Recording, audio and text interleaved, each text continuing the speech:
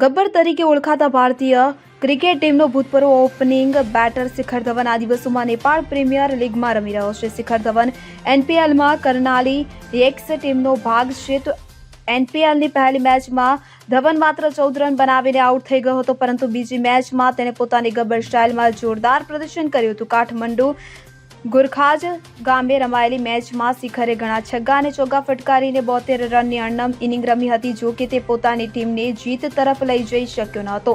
શિખર આખી મેચમાં સૌથી વધુ રન કરનારો ખેલાડી હતો. તો આ રન 51 બોલમાં 141.17ની સ્ટ્રાઇક રેટથી બનાવાયા હતા અને આ દરમિયાન તેણે 4 ચોગ્ગા અને 5 છગ્ગા ફટકાર્યા હતા.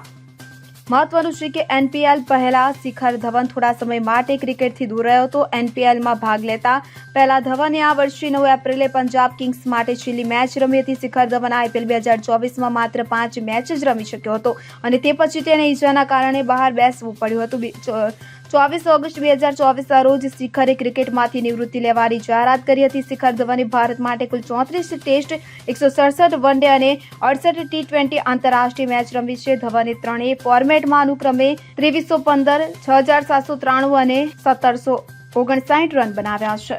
Bureau report CN24 news. હવે જુઓ દેશ દુનિયાની તમામ ખબરો તમારી આંગળીના ટેરવે. ઉઠાવો મોબાઈલ અને ગૂગલ પ્લે સ્ટોર પરથી ડાઉનલોડ કરો અમારી CN24 ન્યૂઝ મોબાઈલ એપ.